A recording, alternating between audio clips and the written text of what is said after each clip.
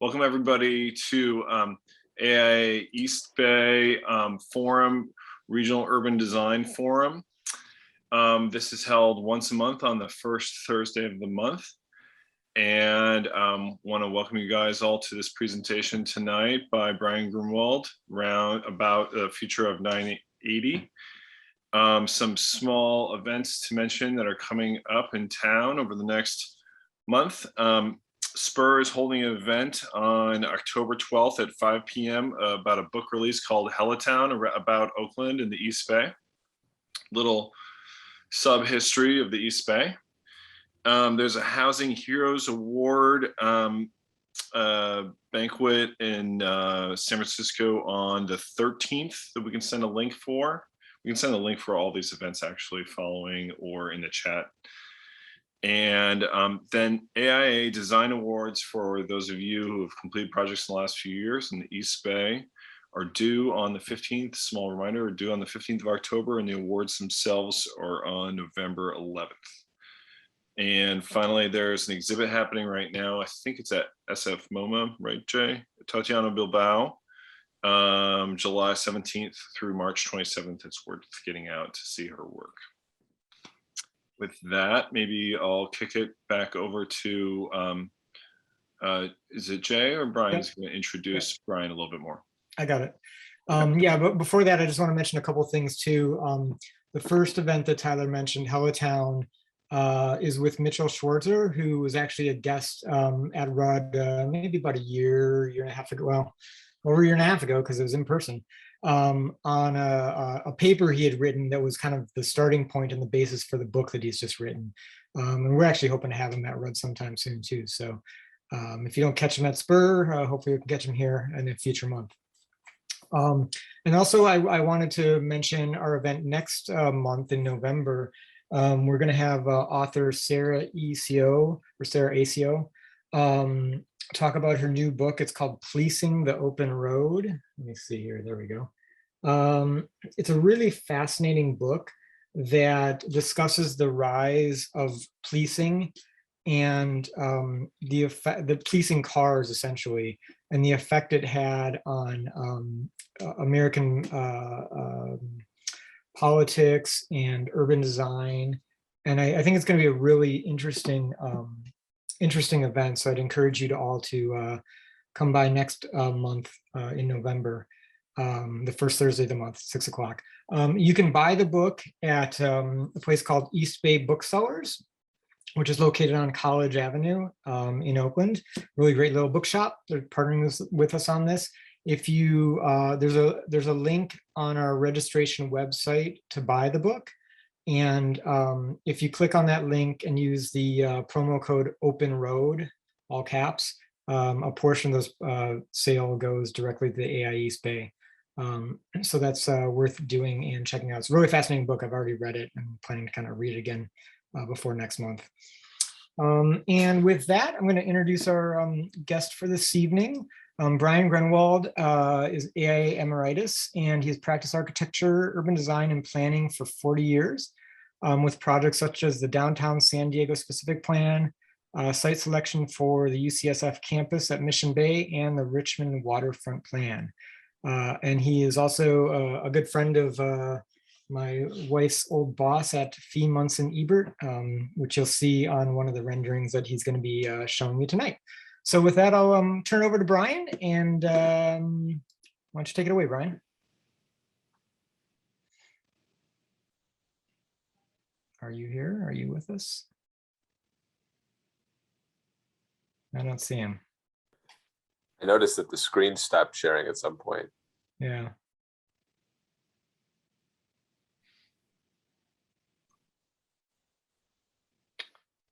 All right, well, there's a screen, but that's Strizek sharing. Yeah, yeah.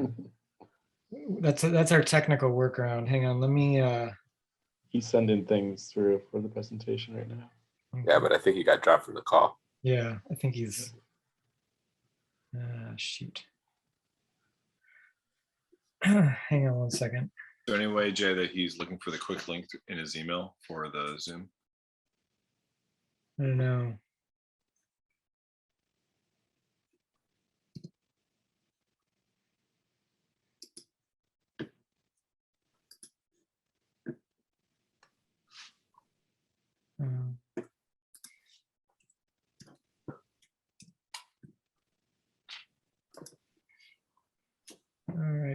folks, bear with us just a few more minutes here.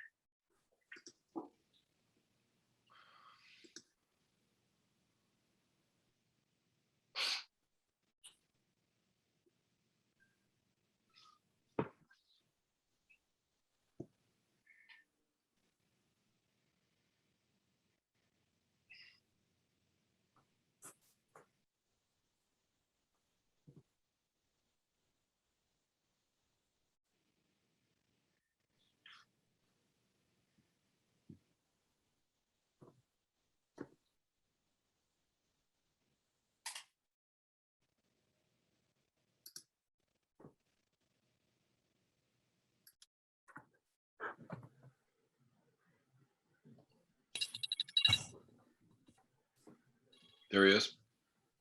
Hello?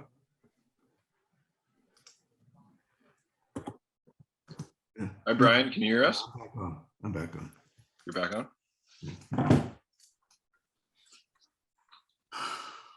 What is this PowerPoint doing here? Oh, that's somebody else's thing. So I have the slide open for you, Brian, if this is the Okay. appropriate one to start with. Yeah, did you get the other ones? I did. I got that, and that. Okay, this one's, go back. This. This one, and no, one more. Okay, that one. Or the sketch. Keep going. These are not the ones. Oh, I see. I can get it myself. No, I can't. Go to the first one. Okay. All right. I guess we're all here, right?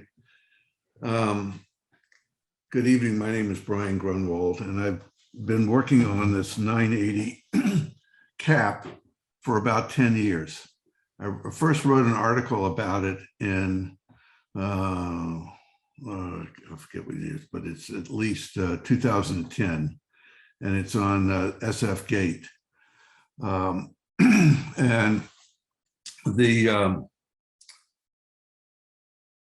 and then I was writing it about a possible site for a ballpark.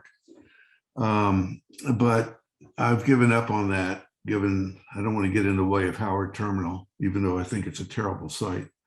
But the site is bounded by the north by 18th Street and south by 11th Street, and Castro and Brush are the two side streets, or two parallel streets, which act as frontage roads.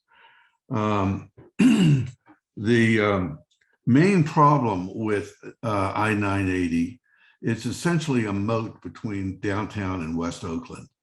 And the second purpose of my investigation after looking at it as a stadium site was reconnecting downtown with West Oakland.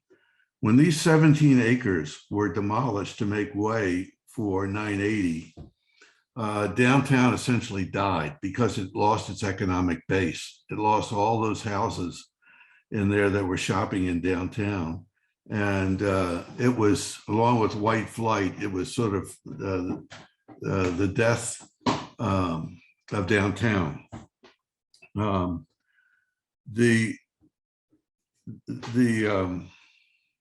Freeway, if those of you who don't know, is depressed. It's about 580 feet wide. And the importance of this freeway is it's a connector between 580, 24, and going southbound on 880. There are no ramps on 580 that take you southbound to the airport.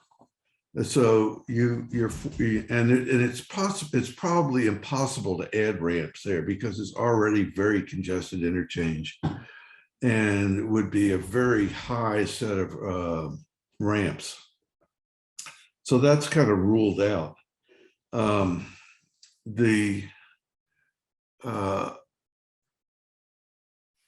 Let's see here.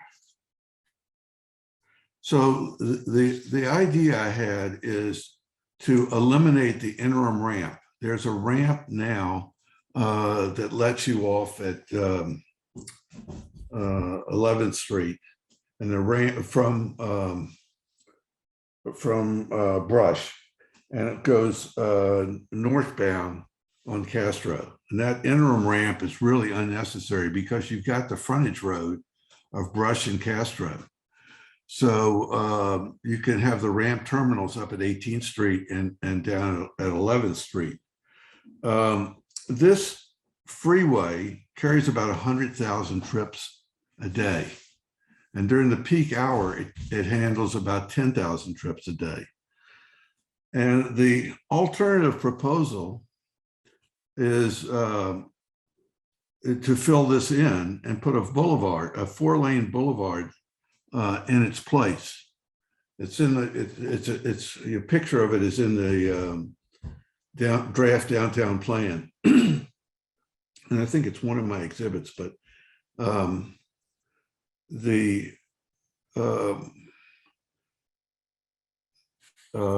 let's see.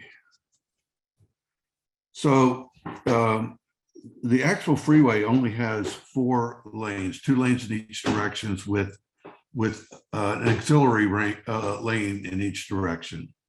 The auxiliary, if you make it a tunnel, you don't need the auxiliary lane because there's no side friction. You just get in at the ramp terminals.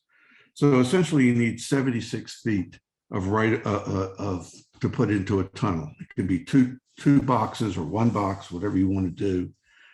And by decking over, you've got sufficient headroom for about, and so if you assume this scheme that I have here, which is leaving about 1/3 of the site as open space, which is the area on top of the boxes where the freeway is, that's about 5 acres. And you have about 12 acres for development.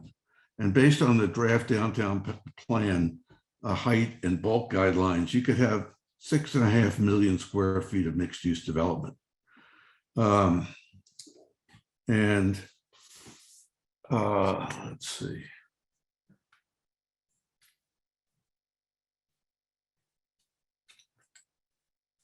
So with this scheme, let me see if I left anything out.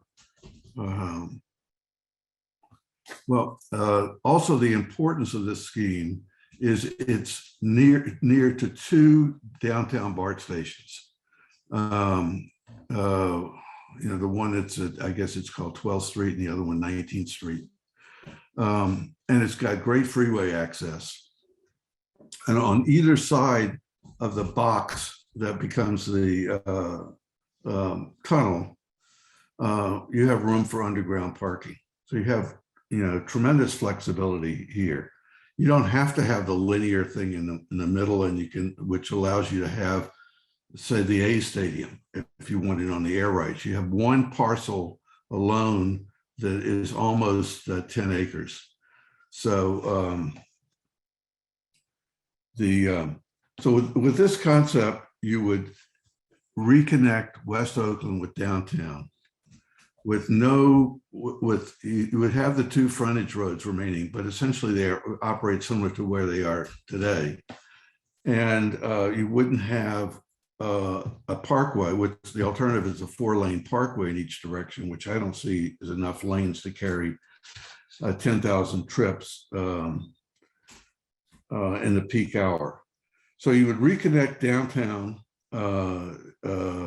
It's transit friendly.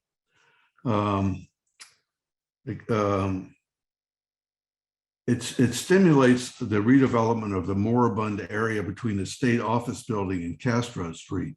There's kind of a dead area when they sort of linked, put 2 blocks together and got rid of the road in between. It's kind of dead in terms of the development area west of the state building and the federal building. It's very easy to phase because you can build the boxes for the tunnel and keep the freeway in operation. It's wide enough. to do that. And that's a major thing because there's no way to phase the alternative scheme. This is showing in this scheme, I'm showing the ballpark. So, and here are the ramp, and to the upper left middle, you can see the ramps from 580 to 880 that are limiting factors. It's certainly financially feasible because this has been done in other places. It's just been, a major deck has just been added in Washington, D.C. To cover the, to accommodate some office buildings near the Capitol. And there are other places where there's been decked over areas like Hudson Yards and a Big Dig in Boston and the Freeway Park in Seattle, to mention a few. Almost all of the freeways in downtown Montreal are decked over by and have office buildings on top of them. They're all below grade. Let's see.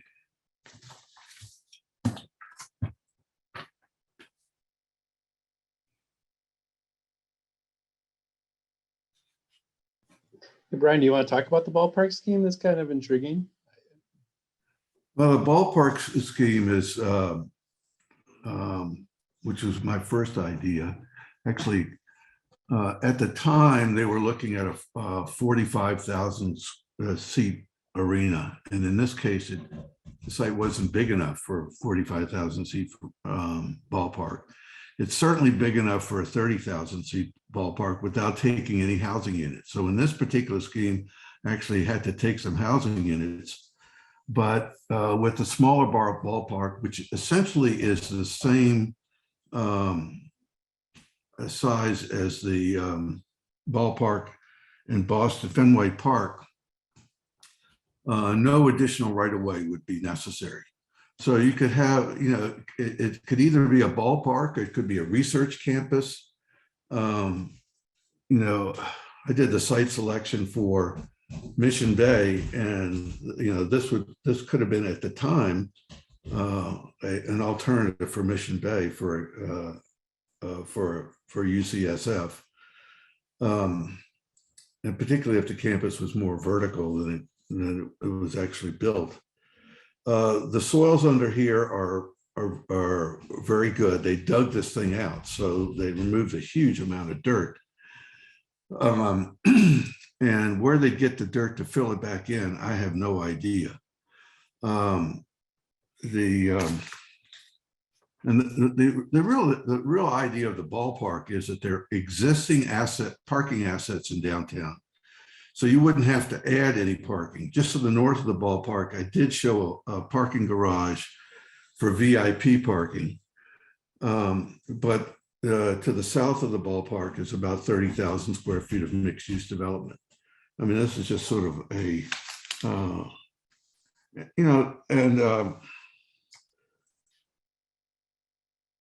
another real thing is along 14th Street, this creates a major anchor to downtown opposite Lake Merritt. So if you connect 14th Street all the way across to Lake Merritt, it's a major axis in downtown, sort of similar to how Broadway is the north-south axis. And I think the most important part of this, this is showing a sketch I have of how the buildings could step down to the adjacent neighborhood and the right-of-way required. It just gives you an idea how this is done at 540 feet. There's actually 580 feet is the widest part. And why am I bringing this up now? I'm bringing this up now because under the current infrastructure package, there's actually funding to do something with 980 because it separates downtown from West Oakland. It's considered a social justice issue. And I think that since the funding is coming, we need to somehow amend the draft downtown plan. The draft downtown plan shows the idea of filling it in and putting a boulevard in there, which sort of like Octavia Street in San Francisco. Some of the problems with that is you're going to get noise, air quality, traffic dividing the street, the heat island effect of all the paving, and the pedestrian barrier effect of essentially 100,000 trips ADT coming through there a day. I don't see that as much of an amenity. And I think if you put a cap on it, you ameliorate all the noise and air quality, heat island effects, and you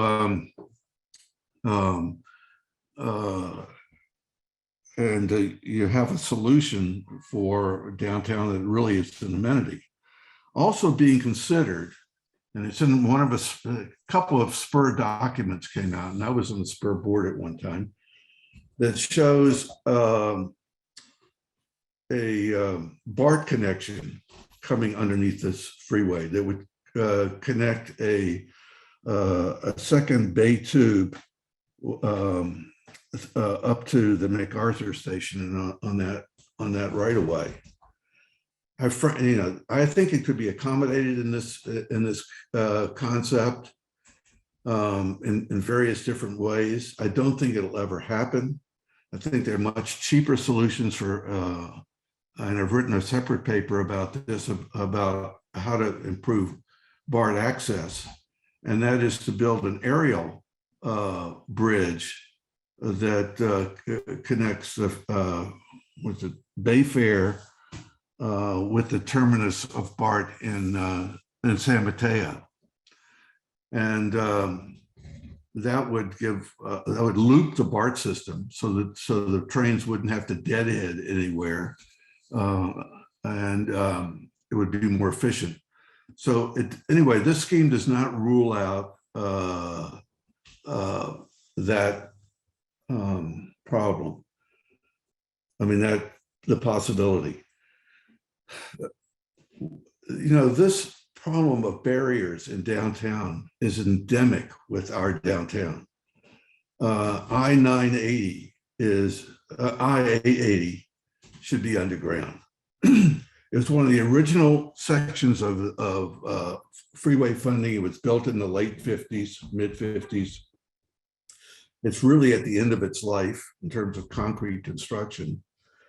And that should be put underground, and so should a portion of the freeway, a portion of the roadway of the UP line that blocks access to the estuary. So if we could do this, we could begin to work on other connections that would better connect neighborhoods and better connect downtown to its waterfront and create amenities at the same time on the air rights. Can you go to the slide? Do you have the slide of the Oakland connection, the alternative? Not that one. Or maybe I didn't send it to you.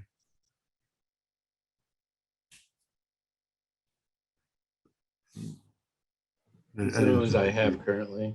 I didn't send it to you, and I can't send it to you now because I'd have to get out of this program. But there were a lot of problems with that Oakland connection, and unfortunately, the mayor was enamored with that idea, and she was largely behind getting it put into the downtown plan, I believe. I don't know what her thoughts are now, and luckily she's going to be termed out. So maybe the new mayor would be able to, champion this concept. Anyway, I've talked long enough. I can answer some questions. Thank you, Brian. I really appreciate that insights. It's interesting because we had Brian Stokel speak in 2018, I think, a couple of years ago, and he was, the big proponent of turning it into an Octavia Boulevard. Just transforming the freeway back into the boulevard, which is what you said made it into the master plan. And just wondering like what the benefits are of the two, because he was promoting the same thing you are. He had actually higher density of housing in these green belts, right? That you would be able to take over. Mhm. And just kind of wondering like conceptually the difference and why propose spanning over it versus the boulevard and the benefits. Well, the benefits are that if you keep the freeway underground, you don't have the traffic that's going through downtown and doesn't contribute anything except for noise, air quality impacts, and heat island effect. And so you're getting the traffic, the through traffic away, which it's doing right now, and you're not losing this the function of this artery. By the way, there's never been a freeway to freeway, interstate freeway to freeway connection that has been ever demolished. And so it's unlikely that this would happen, particularly with our Caltrans, which hasn't allowed air rights anywhere in the state of California. Yeah, it's interesting that Bryan Grunwald mentioned this, that Caltrans was super excited about this because 980 is the only freeway in the Bay Area that actually works. It's not overcrowded. And it was like, oh, that's super interesting. It's like a hold up example for them. But Brian, that's predicated on the notion that, I love driving on the 980. It was like my favorite freeway to drive on because precisely it's like an underutilized freeway. Right? Because the whole premise of the 980 ever being there was to establish a second bridge connection over the bay that never ever materialized, right?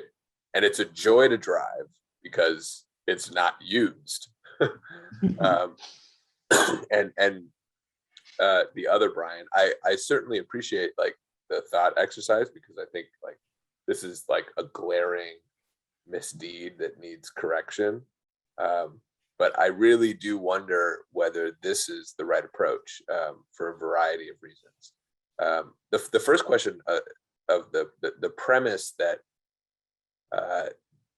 100,000 cars are going to come down this street no matter what, I think is a false premise. I think if you change the nature of what this arterial is, you change traffic patterns, and it's not a fair comparison to say that like a boulevard is also going to generate 100,000 trips, because it won't. People use it because it's underutilized and it's like this swift connection between these two things. I'm not so sure. I think my big question is like, why maintain the primacy of the vehicle? Why maintain the primacy of the freeway and suffer the expense of building bridges over it? And at that, over only less than a third of it, because you are connecting downtown back to West Oakland, but you're leaving a lot of it in place, right? And so I'm just wondering what your thoughts are. I'm leaving a lot of 580 in place that are ramps. That's correct. And I'm not so sure you can get rid of those, because you also have BART coming up underneath 980 and becoming aerial. So I'm not sure you can rebuild the MacArthur BART station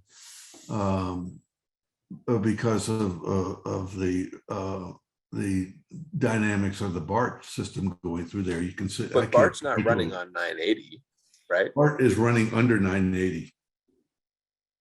Yeah. That area. Yeah, under, right. Yeah, it's running. It pops up between, right? It pops up between at this point because you come off here. This is BART. Yeah, like right about there. Yeah. And then it goes underneath and goes. It becomes aerial. I think it becomes aerial in the median somewhere where it splits. Let me answer your question. Yeah. The problem. Let me just talk about the problems of the scheme of creating a boulevard without getting into the traffic issue. Where are you getting? Number one, you can't phase that scheme. There's no way that you can build half a boulevard and disconnect 980. You need to have some sort of phasing program, which they never thought through. There is no phasing. You can just use the frontage roads, I guess, but of Brush and Castro, but that's not going to take 100,000 trips a day. And it would just create havoc. And why would you want to put traffic, that much traffic or whatever percentage of traffic on the surface when you can keep it under a deck? And it's way less expensive than filling that whole area in. And I just don't get it. I can't see the economics of filling it in and dealing with the phasing issue and why you'd want the traffic on the above grade. Whatever traffic there is, even if it's not 100,000 trips, it's still a lot. And that traffic is a barrier between West Oakland and downtown. Any way you cut it. Yeah. So I totally agree with you there. I'm sort of like stepping back. I'm looking like directly at this image, and like to undo the scar that is this freeway is a significant undertaking. And I just like, it just feels to me like it's like incredibly incomplete. Like this isn't undoing the sort of the historic wrong that it was. historic what? Wrong, like the historic. Well, this is reconnecting malady. all it's reconnecting the grid pattern of the streets, and it's taken away most of the traffic, which is the wrong that is doing. So you really only have traffic that's going to be in downtown at the surface, and it'll be using Brush and Castro as frontage roads. But most of the other traffic is now that you would have is all underground. I just don't get putting those trips on the surface. Yeah, I mean, from I a would say forget financial the point of trips. view, from a phasing point of view, and from a cost point of view, Yeah. and from an environmental point of view, all of those things, and a social point of view, all of those things, it makes no sense.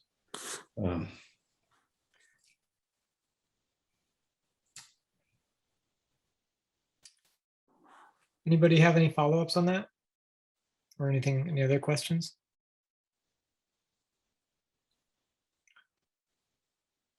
I guess the thing I'm wondering, Brian, is, there's I think, the alternate proposal that we saw a few years ago, right, was a proposal about creating a boulevard.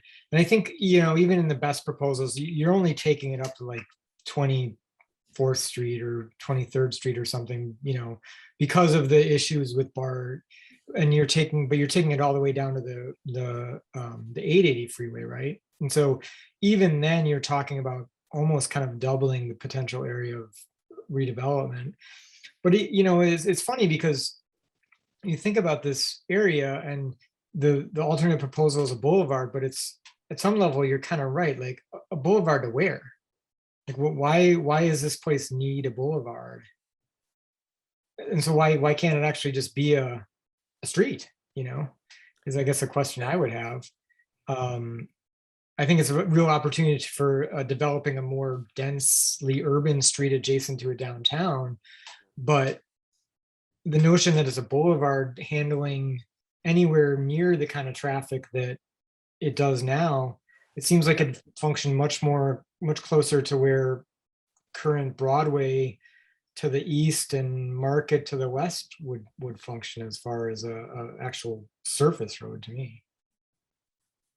Well, one of the things that you brought up, and is that if you put a portion of 880 underground, you could also recapture all the land south of 11th Street, because those ramps could continue underground. And so you could deck over all of that area south of 11th Street. And the idea that I had is that you would probably put underground 880 starting, I think Washington Street would be between Washington Street and I think, I don't know, Jackson Street. So one, an area, a portion of downtown, but by doing that, you can also take these ramps underground also. So you create another, 10 acres or 20 acres south of 11th Street that can be redeveloped. So there's a lot more there without, and I did a concept drawing for that. But I don't know, the area north of 18th Street, putting that in a boulevard, with BART coming aerial there. I don't know how that's going to work. I can't wrap my head around that. I think that's a whole nother problem. Yeah, well, I guess the one, the question, I think the 880 it's a more complicated thing because it's clearly a freeway that's servicing a port and there's lots of truck traffic and that's a hard thing to replicate, right? But well, you could create frontage roads on it too. It has frontage roads that could be what is this? Oh, this is the other scheme. Yeah, this is the idea that connecting. This goes Do all. you have the section? Do you have the section? I'll find it. So I'm still searching. Jay, you bring up a good point because, like, in some ways, the boulevard suffers from the same problem. Like, the aerial view should not have any historic remnant that this was done, right? Like this should be a city. There should be a full city block added to this entire thing with just regular streets on either side, and there's no evidence that this ever existed. And so, and there's already the streets are there. I mean, these are huge streets. Exactly, right. Streets, yeah, totally, right. So like, I think there's a linchpin at the beginning of this, which is like the car or not, the primacy of these trips, the premise that has to be maintained or not. Because if the answer is no, a whole host of new ideas come into play.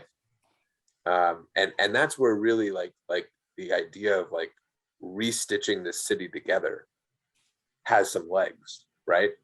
Because you shouldn't, like, but at the end of the day, if we all got like, if this was 30 years later and we saw this, like, it should just look like a contiguous city without any evidence of this. Like, there should be no scar tissue left. And the boulevard does still do that. It's like, what was the San Pablo, what was the freeway that they tore down in Oakland and made a huge street that nobody will ever cross, right? Like even 880, right? A lot of that fell down during the earthquake and they rebuilt it. Yeah. So well, they moved opportunity. it. I think that's what you're getting at, Jeremy, right? Yeah, they moved it. And what's the boulevard they created in the? Is it San Pablo? It's not No, San Pablo. no. It's Mandela? Totally escaping me. Yeah, Mandela Parkway. Mandela. Yeah. So they tore the freeway down and they put in Mandela Parkway. And it's just like, well, okay, it's not 30 feet or 40 feet in the air, And Octavia is different. And I mean, I would love to see like the 280 is an object lesson in this, right? It's like God willing, if they do that, or the Embarcadero. Like the Embarcadero is I think it's a little more complicated because it's not associated with the water, but I just don't think like there should be no evidence of this. Like, and I think the linchpin is this like hang up on like the car. These 100,000 cars and the primacy of 65 to 85 mile an hour driving. Nick, you've got your hand raised. Do you want to chime in here? Sure, thanks. Yeah, I haven't been to this group before, so thanks for having me. And this is a fascinating discussion. I agree that if you put a boulevard there, you're just kind of replacing what in a different style. And especially if you put a big enough boulevard, you're just going to have the same problem where you just have these cars driving down and it will be a barrier. But I agree that 880 ought to go underground as well. I'm familiar with the Big Dig in Boston, although they replaced it with was a strange green lawn. But anyway, moving past that, I think this idea has some legs. So my question is, what political, besides maybe the mayor, are there any other, do you have any other political movement or momentum behind this, or any other electeds getting behind this idea?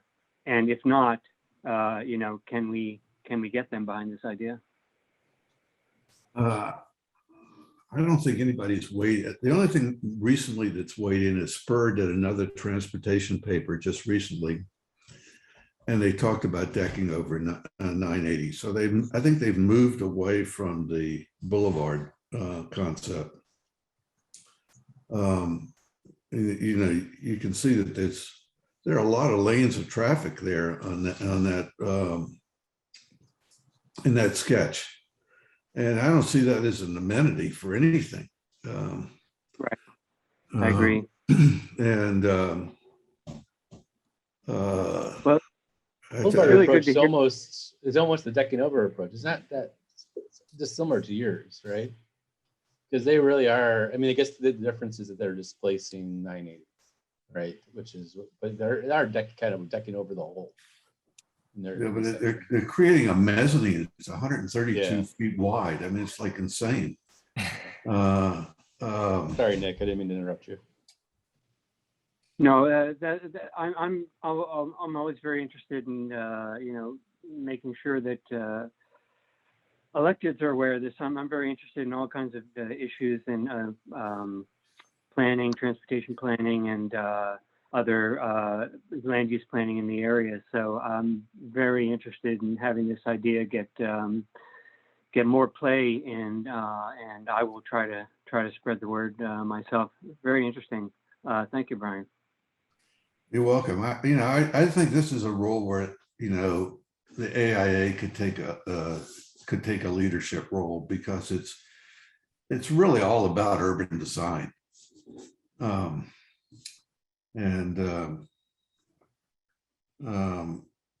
make it sort of a major effort. Oh, so I guess one more question that, you know, you mentioned, I'm not unfamiliar with the Oakland's planning process, but are there still hearings about this? I think, was it a downtown plan that you talked about? Is it still being heard, or is that finalized, or? It's not finalized. The EIR never came out. And so, and I have no understanding of why it didn't come out. It's pretty much a vacuous document if you read it. The only interesting part is 980, but the rest of it is just little dribbles and drabs. But it's and they kind of put it off to the side as opposed to really dealing with it. They didn't really deal with the issue of the A Stadium at Howard Terminal either. So yeah. It's a dreadful document. It's pretty. Yeah, I'm guessing that they didn't have the political will and/or the money to do that plan correctly, so they've just kind of starting to let it die or something. But they spent a fortune on it. They spent several $1 million on it. And it wasn't a matter of not having the money. It just has no vision. I mean, if you don't have, if you come up with a plan that doesn't have any vision, why bother? So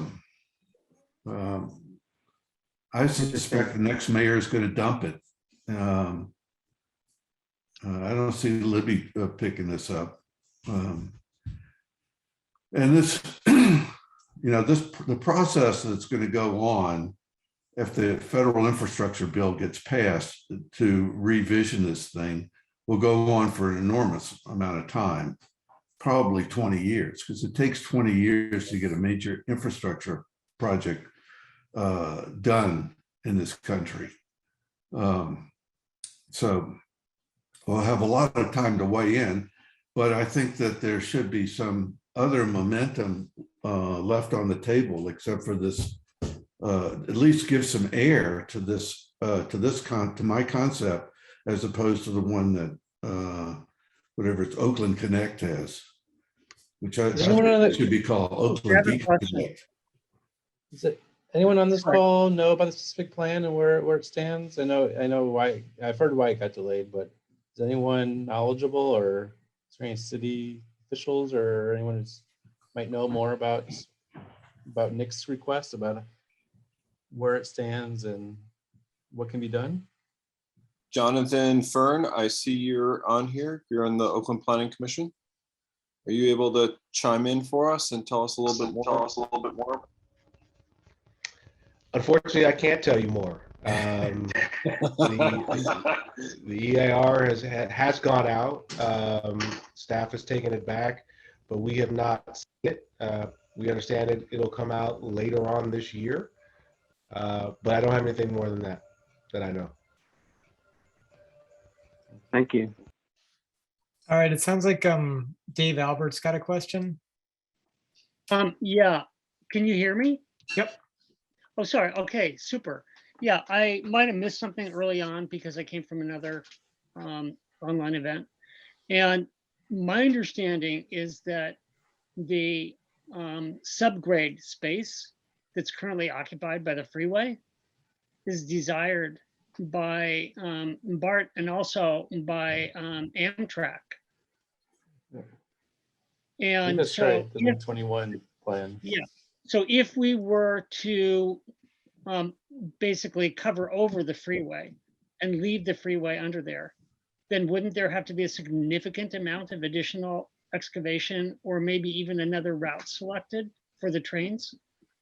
How real is the train? I think I think it's 100 years from now, they might have some trains coming through here, but I don't see it. But there's nothing in this scheme that obviates tunneling below the freeway. Right. And if you wanted to leave a vault, like they did in the Transbay Terminal for future transit, you could do that too. Or you could presuppose where the station would be and entrances here, but I'm not sure a station is, I'm not sure how the station would be designed. But you could leave a vault if you wanted to, or you could just assume it'd be tunneled under, because the earth below it is hard clay and then rock. So you can just go below it. Okay, that makes sense. That's helpful to know. Hey, Brian, you mentioned, oh, go ahead.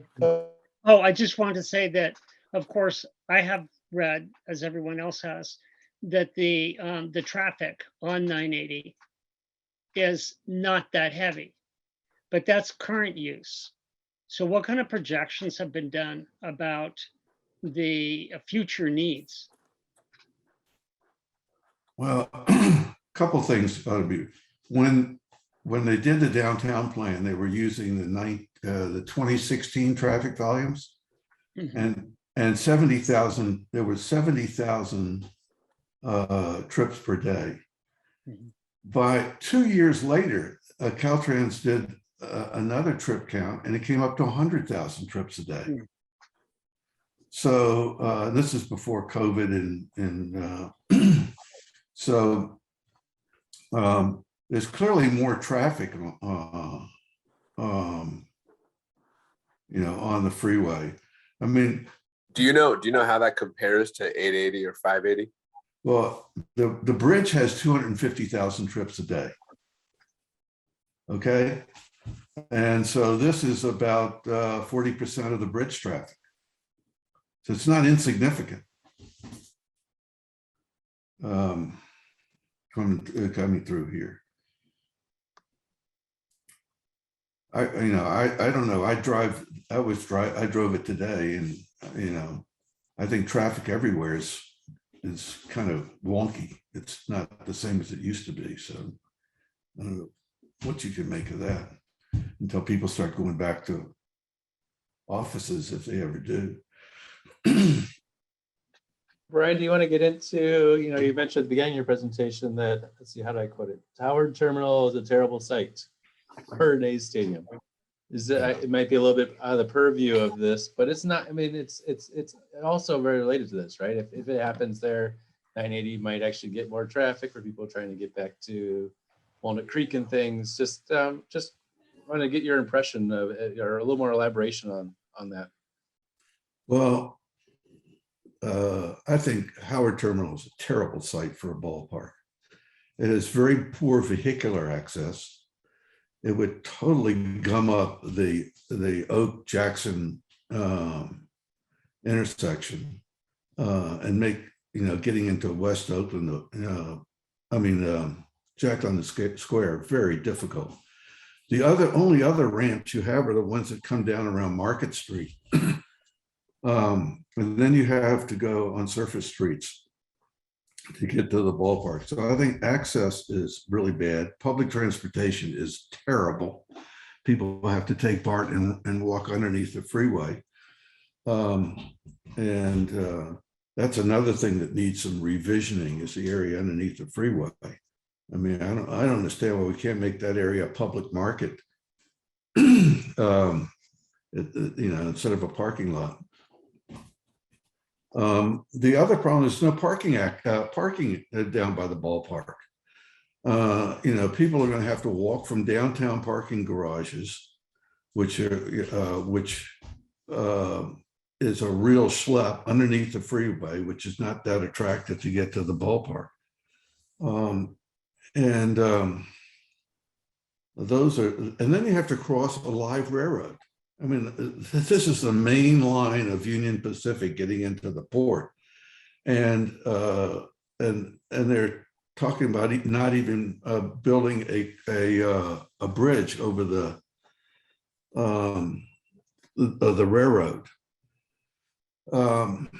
And then the major thing is right next to Schnitzer Steel and a working port, which makes a hell of a lot of noise, makes a tremendous amount of pollution comes out of ports. And why would you want to take that land away from the possibility of the potential need for maritime use? It's not like we have another choice for maritime use. There is no other place that we could have another terminal if we ever needed one. We're certainly not going to get one in San Francisco. There's no rail lines there. So the only place that has rail lines in deep water is Oakland, the Port of Oakland. So those are all the reasons why I think it's a terrible site. And I still think the best site would be on the air rights of 980. And the reason, and I talked to, I forget the guy who's the general manager now. Maybe some of you guys know, but I talked to him on the telephone about it. And he told me, he says, the reason we're not considering it is because some terrorists could come drive underneath it and blow it up.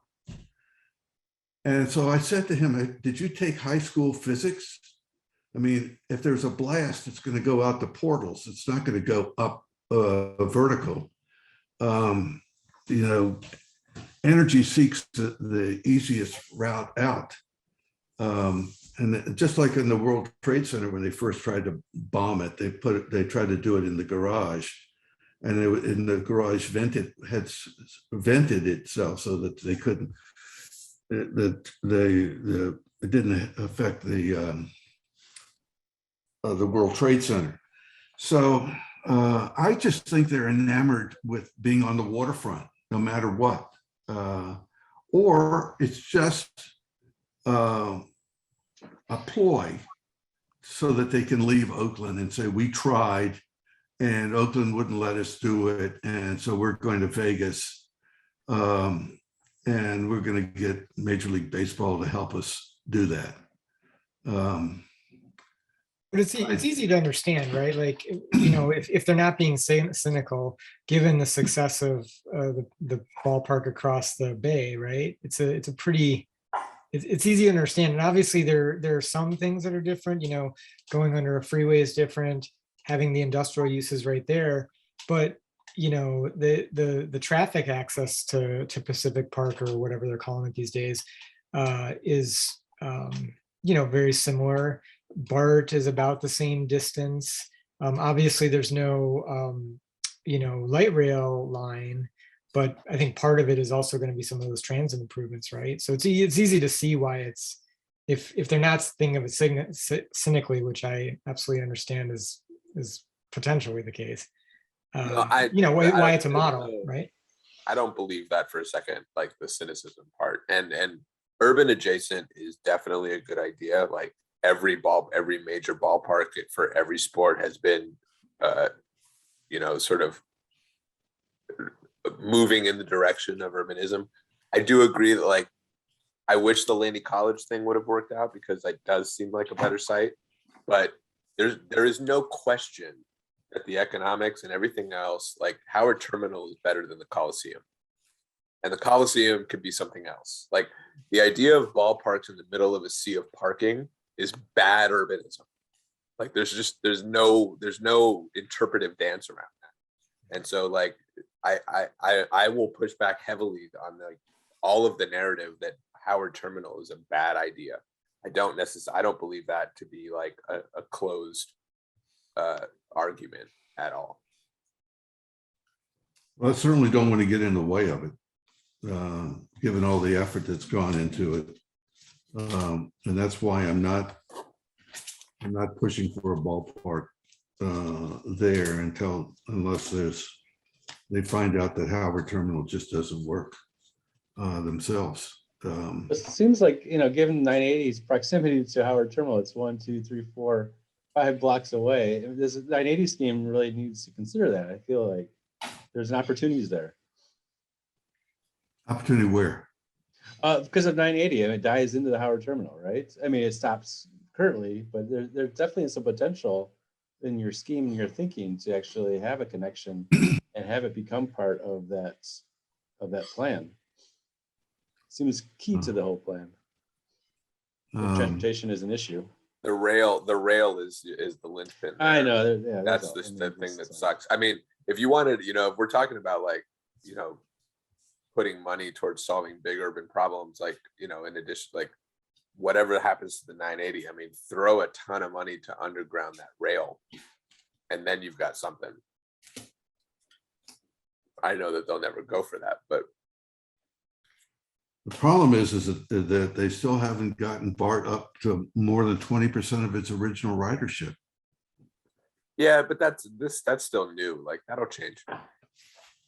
Like in 5 years, we'll forget this conversation about that, and nobody will have remembered the statistics about this sort of stuff. I think it's interesting. Andrew, you had a question. You want to unmute and ask yours? I mean, it's in the same vein.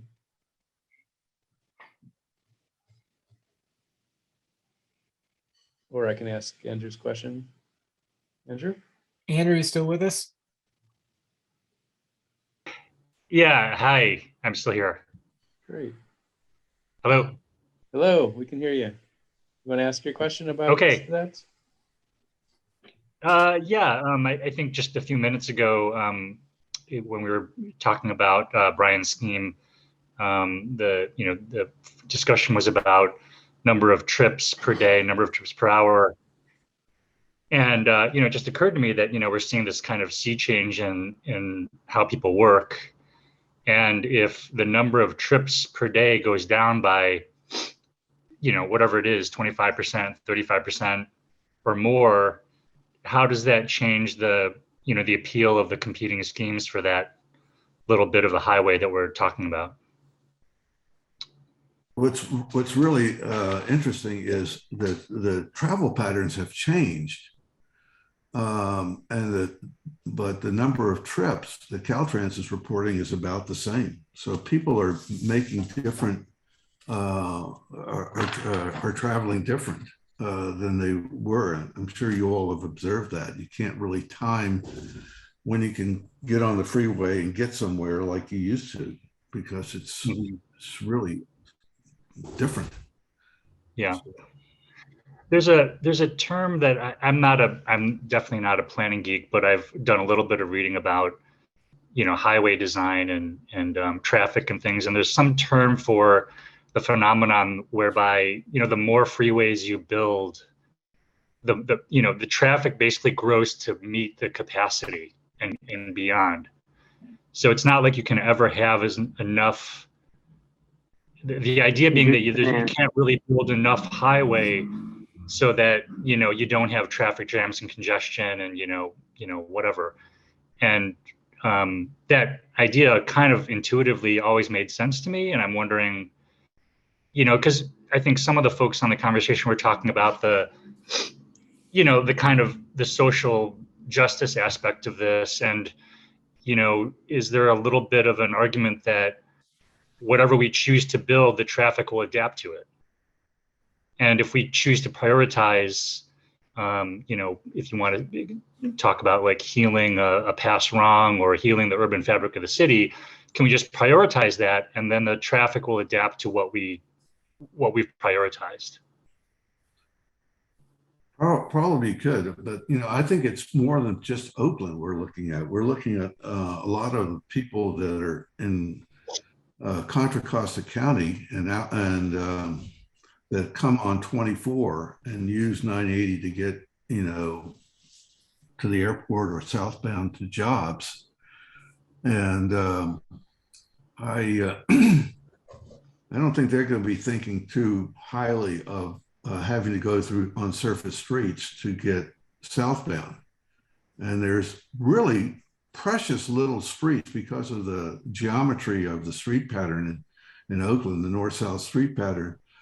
So very few streets go through except for Broadway. And everything else is blocked, or San Pablo, everything else is pretty well blocked by something else. So I think it would be very hard to replicate. I don't know where that traffic pattern would go, but it would have a demonstrative effect. And by the way, I'm not adding any capacity here. If anything, I'm taking away some capacity in my scheme because I'm eliminating 2 ramps. So this actually is reducing some of the traffic that but that's my scheme and the other scheme both eliminated those ramps. And so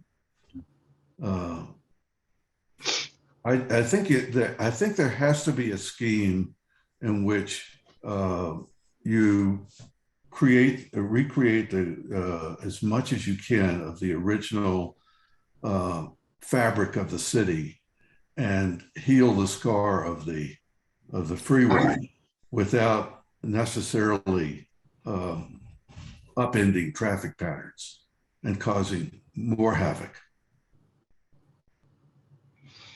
I think that's the most interesting thing. A very good presentation. Thank you. I'm not a transportation planner, but what really strikes me about it is the 980 portion. I mean, it seems facile, my view, it seems facile at best to predicate a long-term urban plan, and infrastructure plans really do take 25 to 50 years, so that's not an overstatement. But the legacy of them goes on and on, as Governor Brown used to say when he reflected on his father's legacy, which now we're not thinking it's that great. But what's really interesting about what you said about 980, and I've driven there many times, is the size of it, like the scale. Like if you superimpose, like I was just looking up, like what are the widest boulevards in the world? What's the biggest freeway in the United States? Well, it's the Katy Freeway in Texas, and it's 556 feet wide, and there are 219,000 vehicle trips a day. But if you look at the big boulevards, the big ones, the Champs-Élysées, 230 feet, Michigan Avenue, 120, Wilshire, 120, Avenida de Julio Bueno in Buenos Aires, 459 feet wide.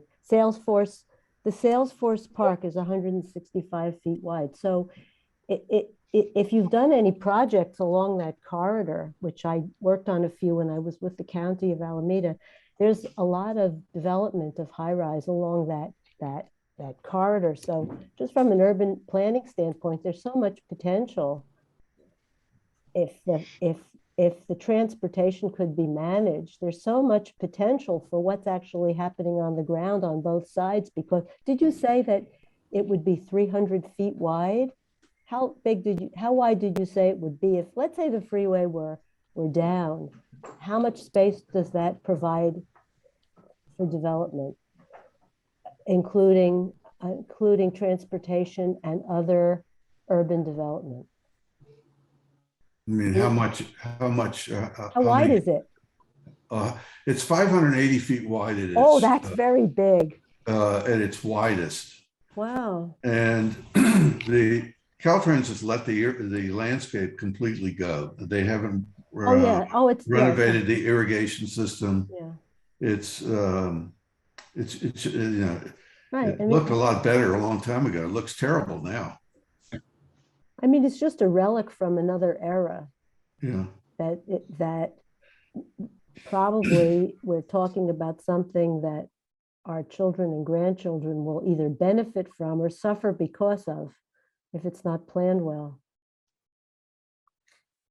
I agree with you. I mean, it's really up to us to try to create the best future scenario that we can. And if nobody else does it, if you go to London and you're looking around, I mean, London is really densely developed urban fabric, of course, and it's not a Beaux-Arts plan. It's very organic, but if you walk along the Thames, you can walk almost all the way to Greenwich. And the areas under the freeways, as I recall from my last trip there about 5 years ago, it's really great. I mean, every inch, every square meter is something. Stores, booths, the Globe Theater is under there. I mean, and we have that potential in this country too, to just use every square inch in some great way. The Caltrans would not allow you to build anything underneath the freeway. Well, then we need to get some good architects to go work at Caltrans. Well, we need good planners to be at Caltrans to rethink the real estate value and the social value of developing under the freeway. I mean, one of the things I just said earlier is I don't understand at Broadway, on either, at least on one side, if not the other side of Broadway, why that isn't a farmer's market there all the time. Mm-hmm. I mean, it's a covered area. It's it would certainly make it much more pedestrian oriented. I forget the name of the market that's in London that's underneath the freeway, but it's great. But Caltrans is not doing that. They're not allowing any decking over and no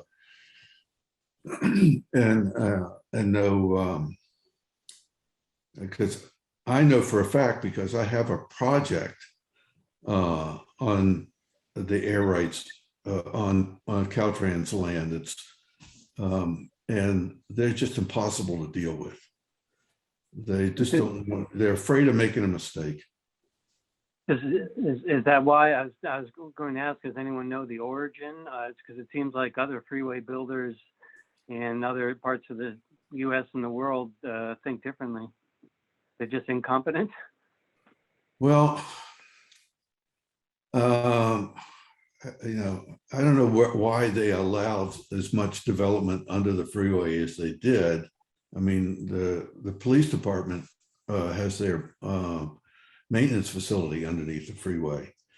And they claim that they had a lot of damages when the freeway collapsed in Southern California, that there were a lot of businesses there. And I've told them, I said, why, you can tell the people that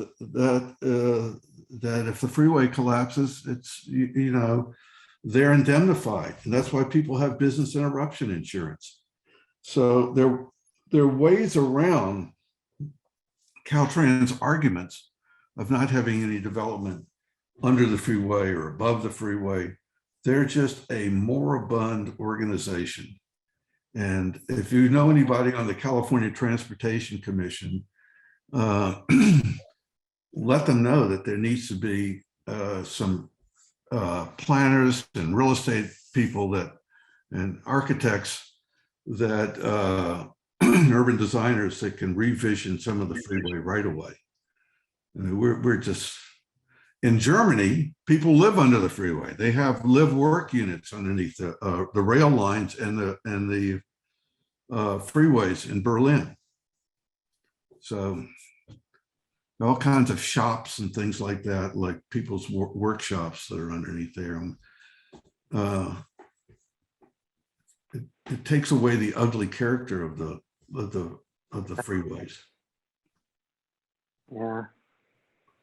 Never We heard a good really thing need to about get some voice on the California Transportation Commission, because that's the only group that's a citizen group where you could approach them with a concept like this. You can't approach Caltrans, the bureaucracy. You have to go to the commission.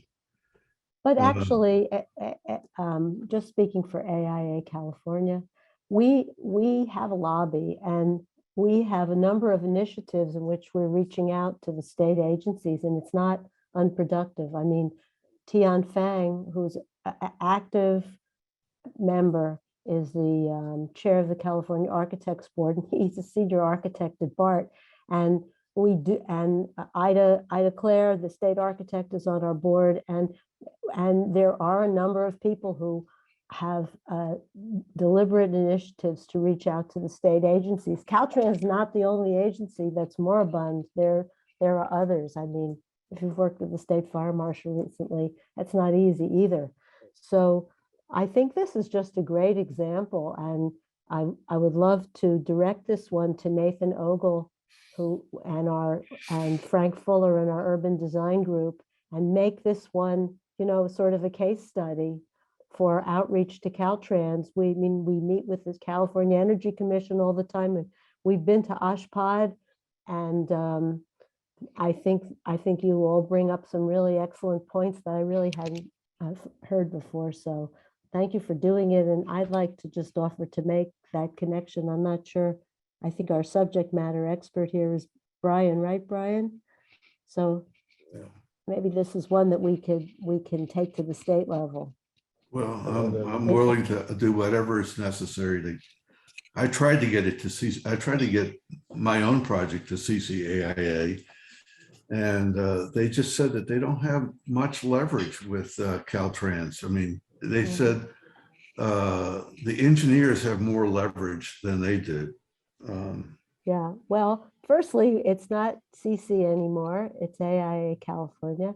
Yeah. And I wouldn't turn anything down. I mean, you don't get if you don't ask. So I think there are ways to have a voice, and if you're, you just have to be tough-skinned and don't take no for an answer. So I think this is just really provocative. So I'm just going to put my email in the, I don't have a AIA California email yet, so I'll just put it in the chat, and just send me your contact information, Bryan, and I'll connect you to our urban design group, and let's see what we can come up with next year. I mean, maybe it's the beginning of a dialogue. I'm up for anything. I think it's, we've got to somehow change directions. I really think there needs to be an architect or an urban design person on the California Transportation Commission. That would be, they have engineers, but they don't have any, and there's so much freeway land in California that we should really, the commission really ought to have someone that's an urbanist. And I don't know whether the California AIA or AIA California, I didn't know what the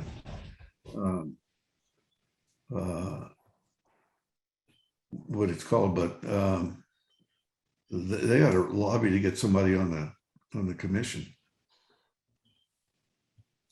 Ryan, I really appreciate that. I think that's really helpful. I think that connection is good, and We always are trying to figure out how us as a chapter at the AIA East Bay, and then you can really start to influence people, right? And start to have a major role in our urbanism and I our mean, regions. So who knows? I think that's actually rather important.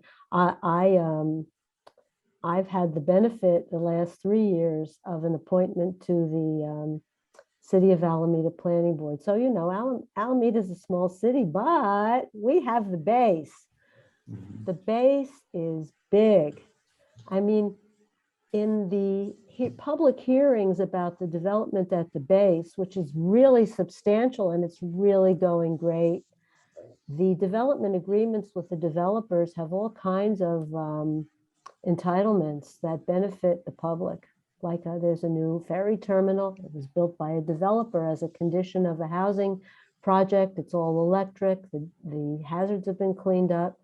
The VA is putting a big section in there. There's going to be all kinds of conservation, but you see some of the long-term benefits of that kind of planning. Maybe it took forever, but now it's happening. So the kinds of things that could happen. I think another really interesting development is that Brooklyn Basin. I think you recently did a tour. I didn't get to go, but that's really going up. I mean, what a great site. If you drive from Brooklyn Basin along the surface road, it starts to deteriorate at Oyster Park. There's so much deteriorated old development and warehouses. You just wonder if the long-range planning for something like a ballpark, if it's feasible, couldn't happen somewhere else along the freeway. Oh, by the way, one of the things about that I think another reason to have the ballpark over 980 is sea level rise. And everybody's got projections of what sea level rise is, but nobody really knows. And I think it's going to be very hard to armor the edge of the bay. And why are we putting so much expensive new development in harm's way? Well, the general plans that are required under the state government code do require that the cities and counties have their environmental housing and other elements. And because we're an island and we're partially on landfill, sea level rise is addressed at least as predictably as it can be in a 20-year plan in Alameda. And I understand from our environmental manager that that's true across all the ABAG members, all the local governments. So I don't think it's completely unpredictable, but it is required to be addressed in the general plans, and the general plans are specific and deliberate, and they have to be filed with the state. So I think that it's actually doable to plan for it. I also like to give a shout out to David Moffat, who helped me write the first paper on this concept in 2010. It was in, you can Google it, in SF Gate. So it's been around. And it probably could be dug out and repolished again. Yeah, we put that article into the chat, I think, if that's the same one. Oh, okay. One more thing I just want to touch on before we maybe kind of wrap up here is just the notion that this project, I mean, like so many others, there's kind of no shortage of good ideas, right? But it seems like what you need on something like this is a political champion. And I'm actually really surprised that nobody has picked this up and ran with it. I mean, I was really actually pretty, I was expecting this is something that Libby would have picked up and really taken a long way to the goal line. And I'm frankly really surprised she hasn't. And I think it's, not that I'm any kind of political consultant, but I think it's kind of a mistake because I feel like it's a really easy win. I don't know if anybody else has any thoughts on that, or who might be that champion. I tried one of the mayoral candidates with it, and the problem they have is major infrastructure projects take 20+ plus years to happen. And so they don't want to get into it. They want to have a champion projects are going to be done during their administration. So they pick on, the low hanging fruit. So even though they ignore teeing this up, for the future. Even where it sort of it languishes badly in the draft downtown plan. Yeah, I think you're right. I mean, there's some notable examples like Jerry Brown with the high-speed rail. I mean, not examples, but rather counter examples. But you're probably right about most of the politicians. Does anyone know which district this is in? It's in the it's split actually, but it's mostly in the first district. And I forget who the representative is there, but I talked with a former woman there, and she wasn't. It's too far in the future for her, and she saw no way to make any political hay out of it. So there is no long-term vision for politicians. They're all running for the next office. Well, part of that problem too is another problem to solve, which is why does it take so long, right? Like, I mean, when I started architecture and urban planning school, John Norquist was proposing to tear down the Park East Freeway in Milwaukee, and by the time I was done, they were starting demolition. I mean, it was like a 7 or 8 year process from first studios exploring the option to like it got demolished towards the end of his term. And he didn't translate that into a political next step for other reasons, but certainly it was like it was a well-regarded thing that he was able to do, in part because the timeline is compressed enough that he was able to reap the benefits of it, and so that's a whole nother thing, right? Like, how do we shorten these timelines so it doesn't take 25 years to do this kind of stuff? Well, one thing is to pass this infrastructure bill. We have been starved for capital improvement projects for 50 years. Ever since the end of the Vietnam War, the Chicago School of Economics has dominated thought of paying back the cost of wars and the cost of government. When we have a fiat currency and we can float as much as we want, like China did, to build, all high-speed rail throughout their country. We just have the wrong, and I trained in urban design at the University of Pennsylvania, Ian McHarg and Dave Wallace and Dave Crane, all these people that were part of the major redevelopment programs in the late 50s and early 60s. Unfortunately, they made a mistake in terms of black displacement. But we haven't had any major capital improvement projects for 50 years. And it's embarrassing. I mean, the fact that we got a half of a high-speed rail, not even a half, a quarter of a high-speed rail system is ridiculous. And the other problem we've had in the last 50 years is the amount of litigation that goes in on capital improvement major capital improvement projects. It goes on and on and on, and there's no end to it. So we need to find a way that we can push these things through a lot faster than 50 years, and maybe then the politicians would be more interested if they could see it happening, that they started it in one term, at the end of their term, they actually realized what was done. So we've got to sign more contracts like the one we did to fix that little piece of 580 that burned when that truck tipped over. Yeah. Remember that project? The not developer, but the construction firm, was paid to do it quick. They got incentives to do it quick, and man, did they do it quick. That was great. All projects should be like that.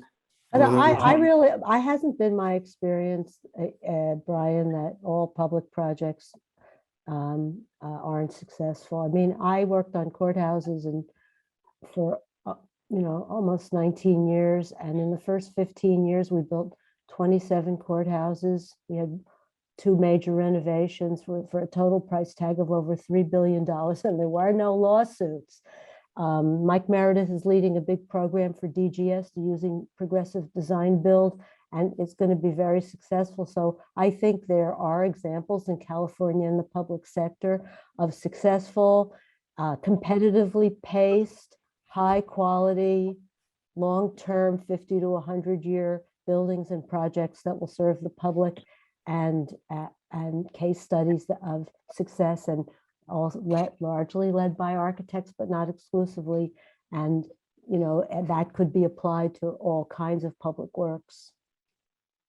I'm just talking about major infrastructure projects, not buildings. I'm talking about like high-speed rail. That's the only major infrastructure project that California's initiated, other than various roadway improvements in 50 years. The big dig actually started in the late 60s. The concept of that was in the late 60s, and it sort of got some of its original funding from those redevelopment funding that came out of the Kennedy and Johnson administration. It took a hell of a long time to build that. I'm originally from the Boston area. I understand that the corruption was a big part of why that took so long. But anyway, I think corruption just goes along with infrastructure. We should just get over it and get stuff built. It's endemic, and there's no reason we can't. We can print as much money as we need, and it seems like everybody wants to buy our paper, and we pay practically nothing. Why aren't we funding major infrastructure? Why are we starving ourselves? And who are we? We're just simply flagellating ourselves. So I don't know what architects can do. Probably not much, but. Yeah, this might be a joint session with the poli-sci department or something, huh? All right. Well, I think it's past 7:30, so I don't know, Brian Strazek, if you have anything more to add, or Bryan Grunwald, if you want to wrap up quick, but I think we should probably wrap things up here. If the AIA can do anything to bring public consciousness to debate this further and move it along in anticipation of this being funded out of the infrastructure bill, why not take the lead? Well, we're doing our best at Rudd. Okay, thank you for having me. Yeah, no, thanks for joining us. Brian, you have anything else to add, Brian Strazek? I just say thanks, Brian. I appreciate the conversation, and I think it led to a lot of great things. It seems like there's a lot of people interested in trying to help you out and helping out the city of Oakland. So I hope we all can get together and actually do something and assist you. Nice to get together in person again, and not to have to rely on this technology. Yeah, I'm hoping for spring. Yeah. Okay. Good night, everyone. I appreciate it. Good night, all. Thanks for joining us. Thank Take care. you. Bye. Bye.